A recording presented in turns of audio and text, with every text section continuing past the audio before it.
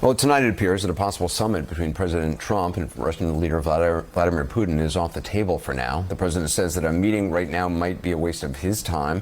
He's expressing frustration that Russia and Ukraine don't seem willing to find a way to end the war. On a related note, tonight HBO Documentary Films presents Armed Only with a Camera, The Life and Death of Brent Renaud. He was an award-winning documentary filmmaker and journalist, seen here without a necktie, standing with his younger brother Craig, his longtime collaborator. Brent was killed by Russian soldiers in Ukraine in March of 2022, the first American journalist to be killed reporting on the war. The documentary chronicles his years spent reporting on conflicts around the world.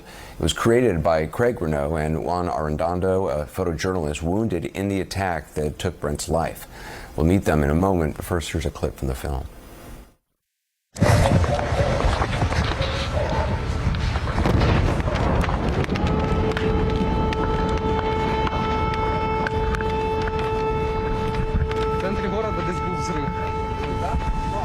Okay, let's go from here. Brent, let's go. Okay. Let's go. Let's get out of here. Okay.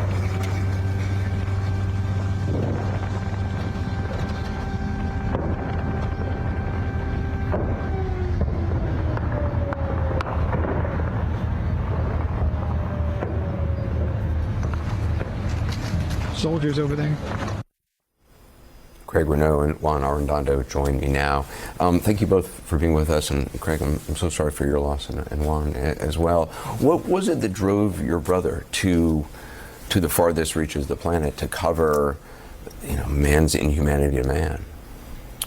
My brother was a very compassionate person, and he was studying sociology at Columbia here in New York, and he saw a film by a famous filmmaker, John Alpert.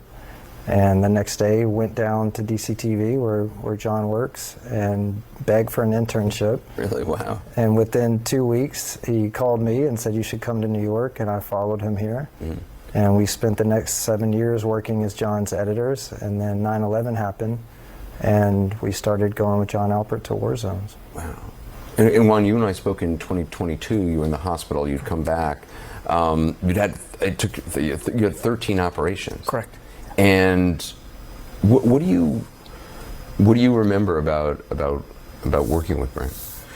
Well, first he was he was very compassionate, but also he was very driven and very focused. And so I remember that somehow we just seemed to click. And we would go to the field. We knew exactly what he wanted to get. We sort of divvy up the work, which was also very helpful. But I think him taking me under his wing, and Craig, just to take us sort of to learn how to do documentaries, that's what I remember the most. How close were you with him on the day he was killed? We were basically the entire week. We were sharing rooms, and we were very checking with each other. But most of the time we were just pretty much 24 hours together. I want to play another scene from the documentary. So he just kept repeating it. We've been shot, we've been shot, we've been shot. And and I said, where's Brent? And he said, he's been shot too. I've been pulled away into a separate vehicle. He's still there. And I said, where was he shot? And I said, did he have his vest on? And he said, yes. And then I said, was he shot in the vest or the face? And Juan paused. He didn't answer me. And I knew right then Brent was gone. What do you hope people take away from this film? I hope that people see Brent's compassion and understand why journalists and filmmakers do this kind of work, but also see, what is happening right now. It's not safe to be a journalist right now. It's always been dangerous to go to war zones, but there's a target on the back of journalists right now. There was something somebody in Somalia once said to your brother in a hospital where your brother was shooting. I think it was in Mogadishu, I read, and it was lovely. I don't want to misquote him, but do you remember what the guy said? I do. What did he say? I do, yeah. The worst car bomb in Somalia's history had just gone off, and my brother was in the hospital filming badly wounded patients. And a man who was burned all over his body was watching my brother film, and then called Brent over, asked him his name, and said, the way you hold that camera, you do it from your heart. And he said, you and I, we could change the world if we wanted to. Wow. It was beautiful. That is beautiful. It's such a difficult thing to be in a hospital with wounded people and to do it in a way that is not exploitative and that is not, so to have somebody who's been burned all over the body watch your brother do that and then say that, that's incredible. He gave a speech, I think at Harvard, where he talked about being on the autism spectrum, which was something he hadn't talked about before.